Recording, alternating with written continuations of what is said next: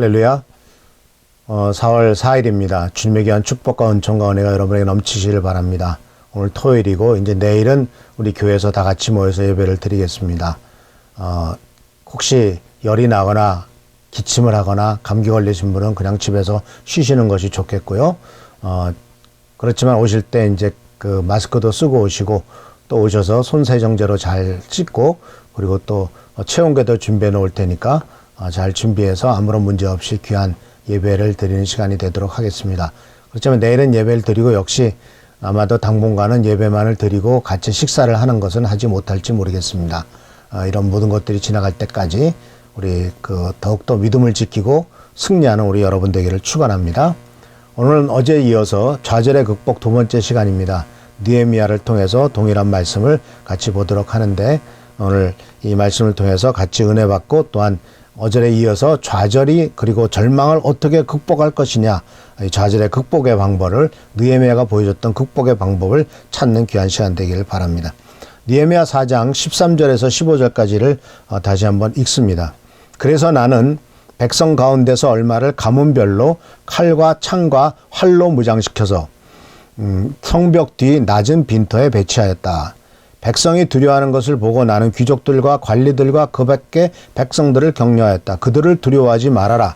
위대하고 두려운 주님을 기억하고 형제 자매와 자식과 아내와 가정을 지켜야 하니 싸워라. 드디어 우리의 원수들은 자기들의 음모가 우리에게 새나갔다는 것을 알게 되었다. 하나님이 그들의 음모를 헛되게 하셨으므로 우리는 모두 성벽으로 돌아와서 저마다 하던 일을 계속하였다. 자, 오늘 말씀을 통해서 우리들에게 주시는 것은 이 좌절을 어떻게 치유할 것이냐 하는 것에 대해서 네 가지를 같이 한번 생각해 보려고 합니다. 구체적으로 좌절을 어떻게 치유할 것인가, 느헤미야가 좌절을 치유하는 데 썼던 방법을 같이 한번 생각해 보려고 합니다. 느헤미야 4장 13절에 보면은 그래서 나는 백성 가운데서 얼마를 가문별로 칼과 창과 활로 무장시켜서 성벽 뒤 낮은 빈터에 배치하였다라고 이렇게 기록하였습니다. 자, 우리는 이 말씀을 통해서 첫 번째 그러한 많은 위협과 또는 절망과 좌절과 끊임없이 외부로부터 오는 그 위협과 이런 것을 보았을 때 이제 그걸로 자꾸 사람들이 쳐들어온다, 여러 가지 많은 문제가 생겼을 때 느헤미야가 첫 번째 했던 것은 바로 뭐냐면은 바로 재편성이었습니다. 삶을 재편성하는 것이었습니다. 이게 무슨 뜻이냐면은 바로 느헤미야는 백성들 가운데 얼마를 다 같이 모여서 이제 성을 쌓고 있었잖아요. 근데 그 중에서 얼마를 떼어내가지고 가문별로 뒤쪽에다가 준비할 수 있는, 그러니까 만약 쳐들어온다면 거기에 대해서 대비할 수 있는 군대를 다시 한번 무장시켜서 배치한 것을 볼 수가 있습니다. 이것은 바로 뭐냐면은 이 전쟁과 건축을 위해서 같이 준비했다는 것이죠. 사람들은 지금 성을 쌓고 있습니다. 그런데 적이 쳐들어오면은 성 떴던 사람들이 어떻게 하겠어요?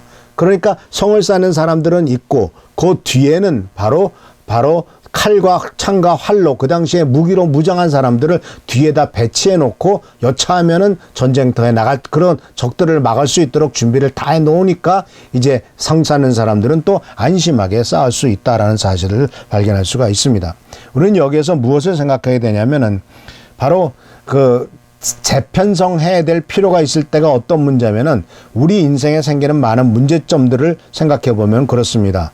바로 이것은 무슨 뜻이냐면은 열심히 노력하고 있고 뭔가를 올바른 목적으로 하고 있는데 사실은 잘못된 방법으로 하고 있을 때는 열매를 나타내지 않죠. 성벽을 잘 쌓고 있습니다. 그런데 적이 쳐들어온다면 거기에 대한 대비를 해야 되지 않습니까?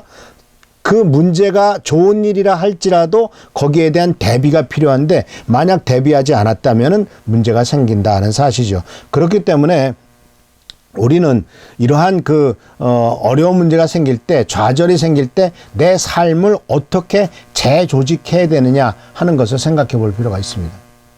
혹시 내가 나에게 주어진 24시간을 제대로 쓰고 있는가, 시간의 스케줄은 엉망진창인가 아니면 제대로 들어가고 있는가 하는 걸 생각해 봐야 될 거고요.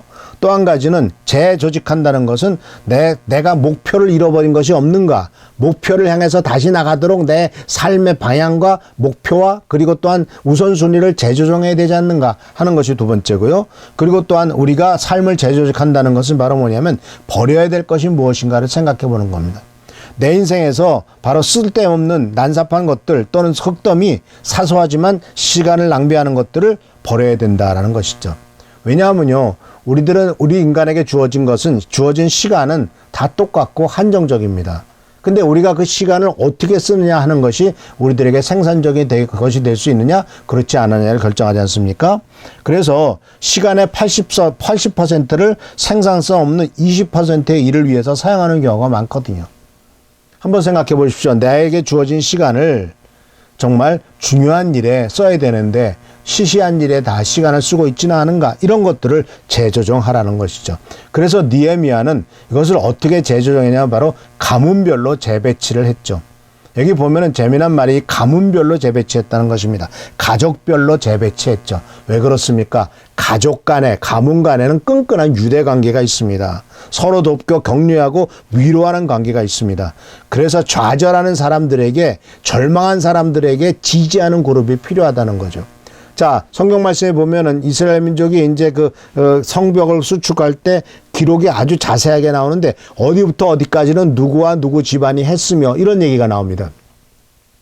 그러니까 요 영역에 따라서 집안마다 나눠졌죠. 그리고 집안에서 이제 일을 하다가 문제가 생기니까 전쟁할 수 있는 젊은 사람들 중에 전쟁할 수 있는 싸움을 잘하는 사람도 뒤로 배치해가지고 그들 지지하죠. 걱정하지 마라. 우리가 뒤에서 지키고 있으니까 열심히 성을 쌓아. 이렇게 뒤에서 보살펴주고 뒤에서 지지하는 사람들이 있었다라는 사실이죠. 이것은 사실 굉장히 중요한 일입니다. 느헤미야가 가문별로 재배치했다라고 하는 것은 우리 인생에서도 좌절과 절망이 있을 때 지지하는 그룹이 있느냐 없느냐가, 옆에서 도와주고 또는 코치해주고 멘토링하는 그룹이 있느냐 없느냐가 굉장히 중요한 결말을 나타냅니다. 미국에서 2017년에 우리나라에 번역된 우리 아이들이란 책이 있는데요. 그 책에서는 준비된 부모가 계획적으로 낳은 아이들을 키워가는 것과 20대 고등학교 졸업하자마자 결혼도 안 하고 동거하다가 아기를 낳을 경우 그 아이를 키워가는 부모의 이야기를 상당히 자세하게 사례 연구를 통해서 가르쳐 주고 있는데, 거기에서도 중요한 얘기가 바로 뭐냐면은 그 아이들을 지지하고 후원해주는 그룹이 있느냐 없느냐에 따라서 그 아이들의 미래가 달려있다라고 이렇게 말하고 있는 것을 보게 됩니다. 그래서 사랑하는 성도 여러분, 분명히 느헤미야는 이 뒤에 가문별로 지지그룹을 만들어 놓음으로써 바로 그들이 어려움 없이 잘 할 수 있도록 재편성한 것이 첫 번째로 느헤미야가 한 것인 것을 보게 됩니다. 두 번째로 느헤미야는 조직을 먼저 그렇게 바꿔서 든든하게 했죠. 그 다음에 이제 느헤미야가 한 일은 바로 뭐냐면 백성들을 말로써 격려하는 겁니다. 여러분, 행동도 중요하지만 말로써 격려하는 것도 굉장히 중요합니다. 힘들고 좌절에 빠진 사람에게 넌 할 수 있어. 너는 정말 최고야. 지금 힘들지만 다시 한번 할 수 있어. 라고 하는 격려의 말을 전하는 것은 그 사람에게 다시 한번 힘과 용기를 북돋는 것이며 그가 일어날 수 있는 에너지를 그들에게 주는 겁니다. 그래서 이 느헤미야도 백성이 두려워하는 것을 보고 나는 귀족들과 관리들과 그 밖의 백성들을 격려하였다. 자, 지도자는요, 귀족도 격려해야 되고 관리도 격려해야 됩니다. 지금 우리나라가 코로나 바이러스 때문에 굉장히 힘들지 않습니까? 대통령은 여기 가서 격려하고 저기 가서 격려하죠. 바로 일하는 사람들도 격려하고 국민들도 격려해야죠. 왜냐하면은 결국 일하는 사람들은 그 밑에 있는 관료들이니까 그들도 힘 빠지고, 그죠? 그리고 의사도 그렇고 간호사도 그렇고 다 격려들이 필요합니다. 자, 격려할 때 느헤미야가 한 말을 한번 기억해 보시길 바랍니다. 이 말 속에서 우리들은 좌절을 치유하는 방안을 자세히 또 발견할 수가 있죠. 그들을 두려워하지 말아라. 위대하고 두려운 주님을 기억하고 형제 자매와 자식과 아내와 가정을 지켜야 하니 싸워라. 자, 여기서 보면은 첫 번째가 두려워하지 말라고 그랬어요. 두려워하지 말아라. 그리고 두 번째가 바로 뭐냐면은 기억하라는 것이, 주님을 기억하라는 것이었고, 그래서 이 두려워하지 말라라고 말했을 때 우리가 뭘 생각해야 되냐면은 두려움은요, 좋은 일을 잊어버리게 만듭니다. 두려움에 사로잡히면 현실 파악을 못하게 만들고 현상에 집착하게 만듭니다. 그렇기 때문에 두려워하지 말고 주님을 기억하라고 말씀했습니다. 이 주님을 기억하라고 하는 것은 특히 주님께서 지금까지 하신 일, 특히 오늘 표현을 어떻게 하고 있습니까? 위대하고 두려운 주님을 기억하고. 자, 위대하다고 하는 것은 무슨 뜻입니까? 어떤 일이든지 다 감당하실 수 있는 분. 이스라엘 민족에게 말씀하고 있는 겁니다. 우리들이 70년 동안 바벨론에서 포로 생활하지 않았냐. 그런데 하나님께서는 우리들을 다시 우리의 고향 땅으로 돌아오게 하셨고 성전도 다시 짓게 하시지 않았냐. 이런 분이 바로 위대한 하나님이시다라고 말씀하고 있는 것입니다. 그러면서 주님을 두려운 주님이라고 말하고 있어요. 왜냐하면은 진정 두려워할 존재는 원수들이 아니라 주님이라는 사실을 말씀하고 있는 거죠. 그래서 이것을 우리들의 삶에 그대로 적용해 본다면 무엇을 기억해야 위대하고 두려운 주님을 기억하는 것이 무엇을 기억해야 되냐면은 바로 과거에 주님께서 나를 위해서 무엇을 베푸셨느냐를 기억하시기를 바랍니다. 지금까지 하나님이 나를 어떻게 도우시고 인도하셨는가를 기억하라는 겁니다. 많은 사람들은요, 어렵고 힘든 일이 생기고 또한 공황 상태에 빠지면은 과거의 승리와 축복과 은혜를 다 잊어버립니다. 현재 그냥 몰입하게 됩니다. 그런데 주님께서는 우리들에게 과거에 하나님이 나에게 베푸신 은혜를 기억해서 감격을 회복하기를 원하십니다. 하나님께서 계시록에 에베소 교회에다가 책망하실 때 뭐라고 말씀하셨습니까?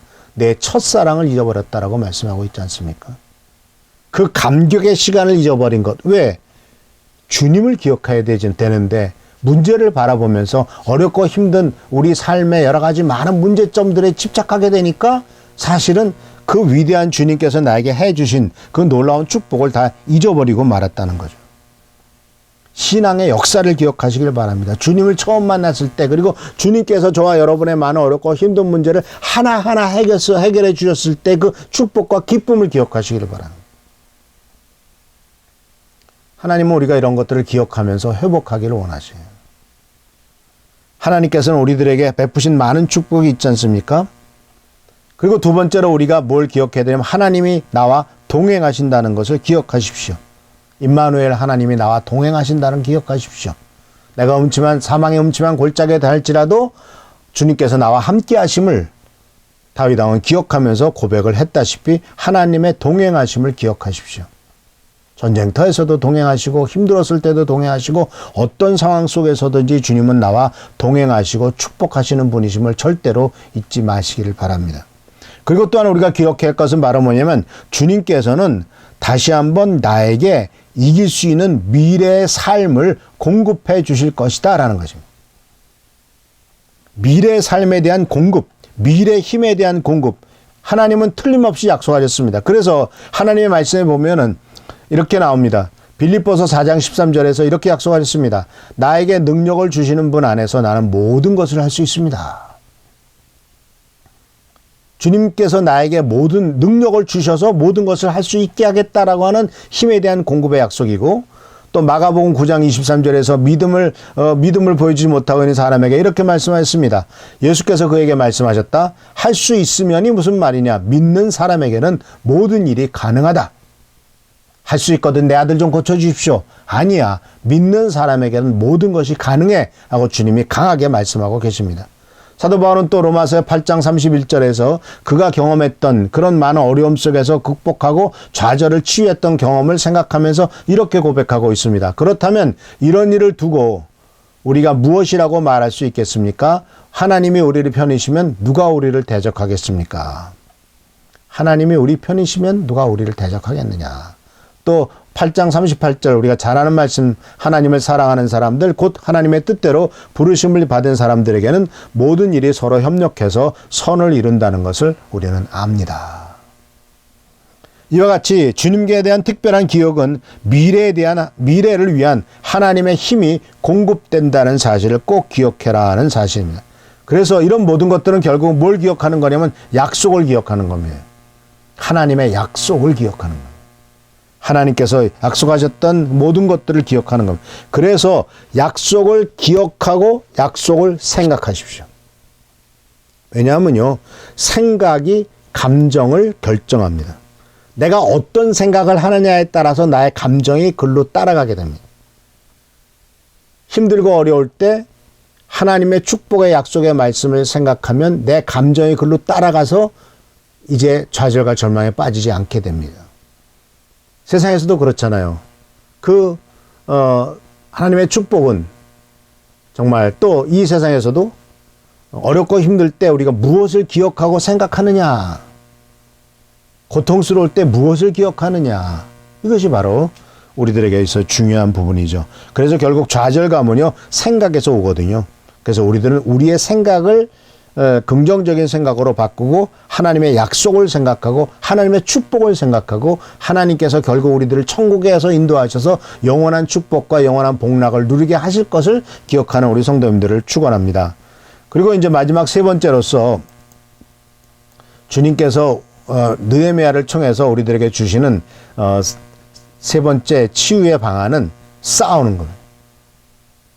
자, 느헤미야가 이렇게 말했습니다. 형제 자매와 자식과 아내와 가정을 지켜야 하니 싸워라. 자, 이 말씀을 잘 보세요. 그냥 느헤미야가 그냥 싸우라고 하지 않았습니다. 나라 민족을 위해서 싸우라고 하지 않았습니다. 이 싸움의 목적을, 그리고 싸웠을 때 승리하는 것에 대한 유익을 얘기했습니다. 그것은 바로 가족이었습니다.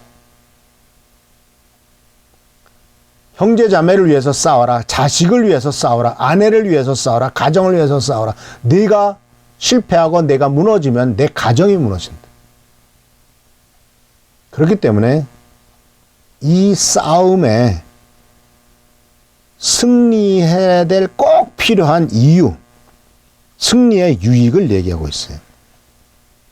그래서 사랑하는 성도 여러분, 우리들도 우리의 인생의 여정이 영적 싸움이란 사실을 잊지 마시길 바랍니다. 우리는 그냥 산보하는 게 아니에요. 놀러 나가는 게 아니에요. 우리들은 사실 매일매일 영적 싸움 속에 들어있는 것과 다름없습니다. 전쟁 중이란 얘기죠. 전투 중이란 얘기죠. 더구나 코로나19로 말미암아 전 세계가 3차 세계대전 이후에, 2차 세계대전 이후에 처음 큰 위기를 전 세계가 맞고 있는 거 아니겠습니까? 누가 그러더라고요. 뭐 세계대전이라고 하지만 싸움 분야는 이렇게 유럽하고 아시아 쪽에서만 싸웠지, 뭐 다른 나라는 뭐 호주나 아프리카 북부에서나 조금 싸웠지, 뭐 다른 나라는 전혀. 근데 지금 이 코로나19는 가리지 않지 않습니까? 전 세계가 난리지 않습니까? 남미 쪽에서도 그렇고. 그래서 이렇게 싸우는 것, 그래서 우리들의 삶은 영적 싸움이에요. 그래서 그리스도인의 삶에 대해서 우리들은 영적 전쟁에 있다라는 사실을 꼭 기억하세요. 마귀는 끊임없이 우리들을 죽이려고 하고 실망시키고 좌절하게 만들고 포기하게 만들려고 합니다. 그렇기 때문에 우리들은 이 좌절을 극복하기 위해서 싸워야 돼요. 바로 싸워야 되고 마귀, 그 패배적인 생각에 대한 싸움입니다. 좌절을 묵상하지 마십시오. 승리를 묵상하십시오. 좌절을 대적해서 싸워요. 좌절할 필요가 없잖아요. 왜? 하나님께서 우리들과 함께 하시니까. 그러니까 우리들의 정확하게 좌절은 내가 선택할 수 있는 것 중에 없다. 전혀 좌절은 없다. 좌절하게 하는 생각도 없다. 나는 내 생각을 성공의 생각으로 바꾸고 축복의 생각, 하나님이 나와 동료하시고 하나님이 나와 함께 하신다는 생각으로 바꾸겠다. 맨날 그렇게 생각을 바꾸시는 여러분 되기를 축원합니다. 그러면서 마귀와 대적하며 싸우십시오. 부정적인 생각과 싸우십시오. 야고보서 4장 7절에서 마귀를 대적하라. 그러면 너를 피할 것이다 라고 말씀하신 것을 분명히 볼 수가 있습니다. 그래서 마지막 결론으로 말씀을 드리자면 위대한 사람들은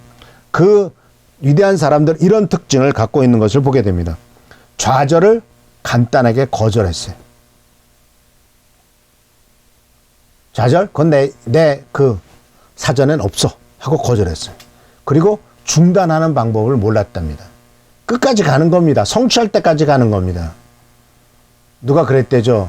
인디안 기우제란 말이 있습니다. 인디안 기우제는 무슨 뜻이냐면 비가 올 때까지 기우제를 드린다는 거죠. 그러면 인디안 기우제가 실패한 적이 있나요? 끝까지 가는 거죠. 그리고 그렇기 때문에 그것은 동시에 절대로 포기하지 않는 거죠. 아무리 어려도 포기하지 않는 겁니다. 그래서 그런 말이 있죠. 녹다운, 권투나 어떤 한 대 맞아가도 쓰러진 게 녹다운이죠. 그런데 녹다운을 하고 난 다음에 열을 세죠. 하나, 둘, 셋. 그 일어나면 다시 또 싸울 수 있죠. 근데 일어나지 못하는 것은 녹아웃이라고 그럽니다. 그래서 녹다운은 될 수 있지만 녹아웃은 되지 말라는 겁니다. 그래서 좌절하지 말라는, 녹아웃은 좌절하고 절망하는 거예요. 그러나 녹다운은 7.8개 7번 넘어졌으면 8번째 다시 또 일어나는 거죠. 그래서 이 위대한 사람들의 특징을 이렇게 표현합니다. 특별한 인내력을 가진 평범한 사람들. 위대한 사람들은 위대한 사람이 아니라 평범한 사람인데 그 사람의 타이점이 뭐냐? 특별한 인내력을 가졌다. 끝까지 견딜 줄 아는 인내력을 가졌고, 그래서 끝까지 꾸준히 버텨내서 승리를 이루어냈다. 그것이 그들의 특징이다. 라고 이렇게 위대한 사람들을 정의한 것을 보게 됩니다. 그래서 이제 느헤미야 4장 15절 말씀에 보면은 드디어 우리의 원수들은 자기들의 음모가 우리에게 새나갔다는 것을 알게 되었다. 하나님이 그들의 음모를 헛되게 하셨으므로 우리는 모두 성벽으로 돌아와서 저마다 하던 일을 계속하였다. 승리했으니까 놀았을까요? 아니에요. 원수들의 위협이 멈추자 다시 본업으로 돌아갔어요. 자, 코로나19가 돌아가면, 끝나면 이제 우리가 일상으로 또 돌아갈 겁니다. 그러면서 하나님 나라와 하나님의 뜻을 이루기 위해서 또 매일매일 열심히 살아가고 자녀들 키우고 또 주위 사람들에게 하나님의 복음을 전할 겁니다. 이들은 열심히 다시 해서 이런 모든 좌절과 절망 가운데서 끝까지 완공시킨 것을 보게 됩니다. 물론 이게 4장 이야기죠. 5장, 6장에서도 계속 문제가 생깁니다. 나중에는 느헤미야를 죽이려고 하고요. 느헤미야에 대한 부정적인 소문을 퍼뜨려가지고 문제를 많이 일으키고요. 하여튼 갖가지 이 원수들은 우리가 하는 일, 하나님의 일을 방해하려고 하는 기록이 바로 이 느헤미야서에 나오는 것을 보게 됩니다. 그러나 음모가 하나님께서 이기게 하셨으니까 우리는 다시 하던 일을 계속하는, 그래서 꾸준히 승리해서 하나님의 축복과 은혜를 누리는 우리 귀한 성도님들, 우리 느헤미야의 백성들과 같이 그런 성도님들 되기를 축원합니다. 오늘도 승리하는 여러분 되시기를 기도합니다. 기도하겠습니다. 자비로우신 아버지 하나님, 좌절과 절망이 있다 할지라도 그것을 극복할 수 있는 힘과 용기를 주신 것을 감사를 드립니다. 간절히 간구와 권하 없기는 하나님께서 주신 이 느헤미야를 통해서 깨닫게 하신 말씀을 우리가 잊지 않고 어떤 상황에서든지 이길 수 있는 그 길을 찾아가도록 인도하옵소서. 하나님을 기억할 수 있도록 도와주시고 인생의 방향을 재조정하고 또 하나님을 기억하고 약속을 기억하고 축복을 기억하고 마귀와 싸움으로써 승리를 경험하는 우리가 되도록 주님 도와주시옵소서. 오늘도 함께 하시고 보살피시고 인도하신 것을 감사드리옵고 예수 그리스도 이름으로 감사하며 축복하며 간절히 기도하옵나이다. 아멘. 오늘도 승리를 경험하시고 하나님의 축복을 누리는 하루가 되시기를 축원합니다. 내일 주일날 11시에 다 같이 나와서 예배드리면서 하나님의 큰 은총관을 누리는 귀한 시간 되기를 축원합니다. 감사합니다. 할렐루야.